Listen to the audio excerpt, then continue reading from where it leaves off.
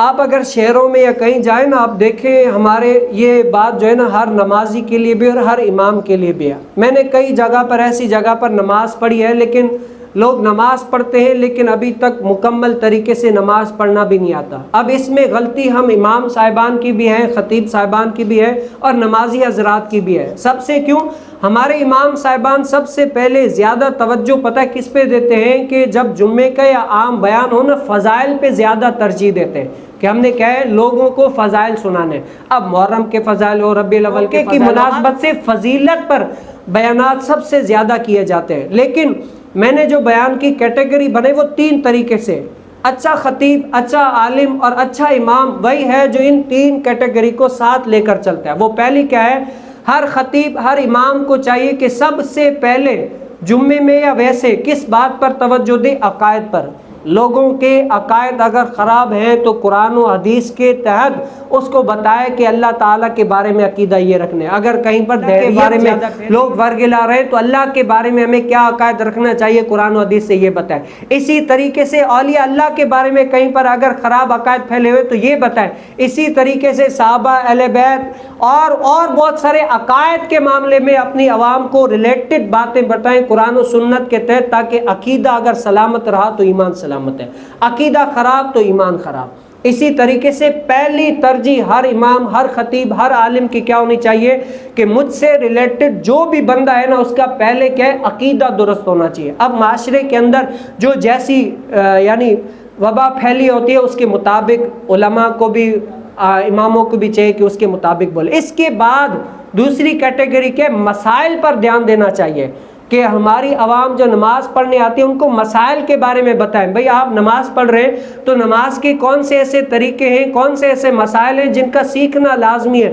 اگر آپ نہیں سیکھیں گے تو آپ کی نماز نہیں ہوگی۔ اسی طریقے سے حج، زکوٰۃ اور بہت سارے مسائل ہو گئے یہ۔ اور اس کے آخر میں تیسری کیٹیگری آتی ہے فضیلت کی، فضائل کی۔ بھئی رمضان کی فضیلت کیا ہے، روزوں کی فضیلت کیا ہے، حج کی فضیلت کیا ہے، الغرض کسی ولی اللہ کا عرس ہے تو اس کی فضیلت کیا ہے۔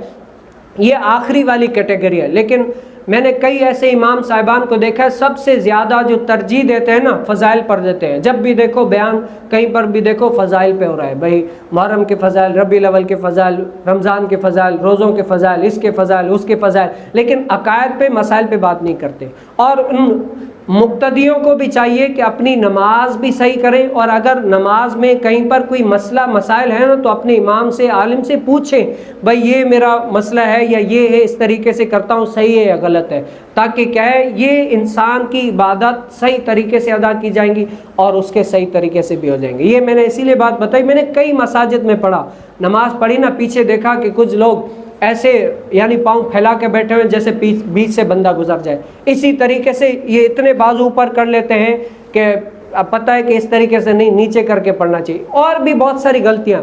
لیکن اللہ تعالیٰ کے فضل و کرم سے اس کے بعد میرے دل میں یہ اطمینان ہوتا ہے کہ اللہ تعالیٰ کے فضل و کرم سے میں تو اپنی ذمہ داری پوری کر رہا ہوں الحمدللہ۔ کیا ہے آگے عمل کرنا یا نہ کرنا یہ آگے کی بات ہے، لیکن فقط بلغوا انی ولو آیا، پہنچا دو اگرچہ میری طرف سے ایک ہی آیا تو یہ بات لوگوں کے کانوں تک پہنچے تو صحیح، یہ طریقہ صحیح ہے، یہ طریقہ غلط ہے۔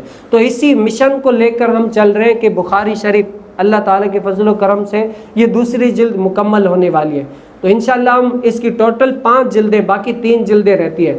تو آپ کوشش کریں کیا ہے کہ جمعے کے دن اول تا آخر شرکت کریں، اور جو شرکت کرتا ہے نا آپ ان سے پوچھیں کہ بھی آج آپ کے علم میں اضافہ ہوا یا نہیں ہوا، نئی باتیں پتہ چلی یا نہیں پتہ چلی، تو آپ علم کے شائقین بنیں گے۔ اور علم کے فضائل کیا ہیں کہ جو علم کی طلب کے لیے گھر سے نکلتا ہے فرشتے اس کے پاؤں کے نیچے پر بچھاتے ہیں، چونٹیاں اپنے بلوں میں اس کے لیے کیا ہے دعائیں مغفرت کرتی ہے، مچھلیاں سمندر میں اس کے لیے دعائیں کرتی ہیں۔ یہ اس کے لیے نہیں ہے صرف جو مدرسے جاتا ہے یا جو اسکول جاتا ہے، یہ ان ہر اس شخص کے لیے ہے جو نیت، کیا نیت المؤمن خیر من عملی، نیت لے کر جمعے والے دن یہ نیت ہے کہ آج میں جمعے میں اسی لیے جلدی جا رہا ہوں تاکہ آج کچھ نہ کچھ علم دین سیکھ سکوں۔